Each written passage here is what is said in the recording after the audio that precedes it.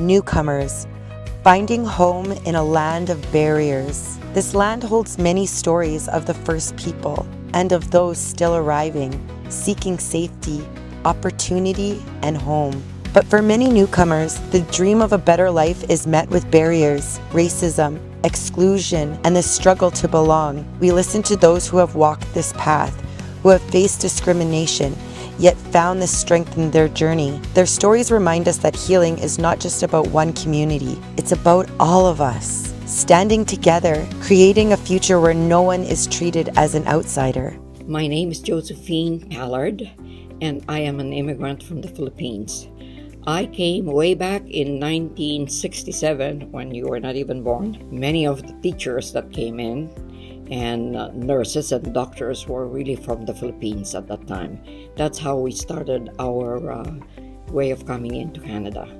So here, when I came to Canada, I really had to go back to the university because my certificate was not really accepted by Alberta Education. That's already what you would call racism. But still, when I came to Canada, they said, no, that's not enough. So they had to send me back to university to do another 2 years.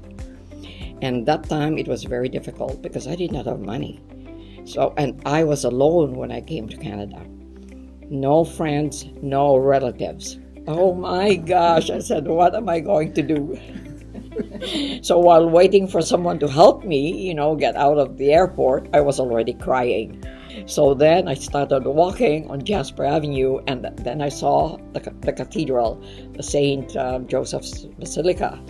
I went there, and of course, lucky enough, there were also Filipinos that came on their own. So we said, what are we going to do? And so they said, well, why don't we group together so that we will not be staying in hotels and maybe find a place to stay. That's how we started. And then I went to the university to really start my degree. But we survived because my first job was to teach at La Claveche. And the students, when they saw me, they said, teacher, you are like me.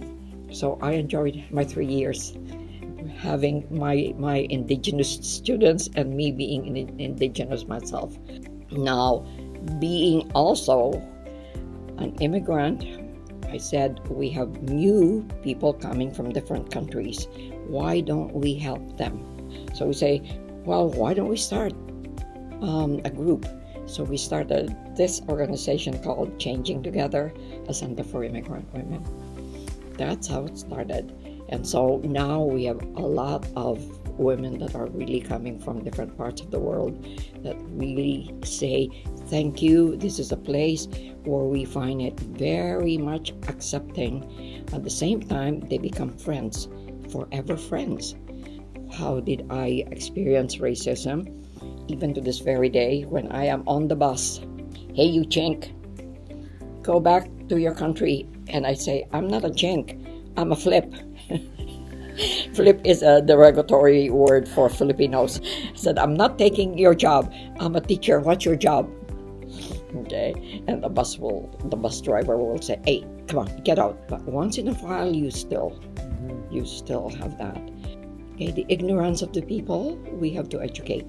And as you said, it's in a positive way. Because we cannot really fight back and say, who are you to say that to me? No. We have to let them know that we are as equal as they are.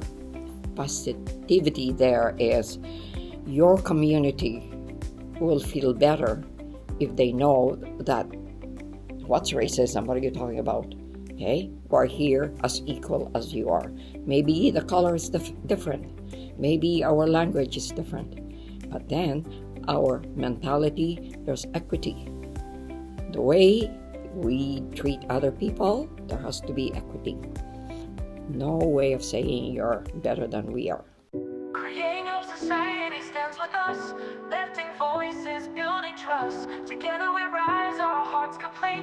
So hear the drum, feel the beat. The circle turns, the healing grows. Through us all, the spirit flows. They try to break us, try to bend, took our voices to the wind.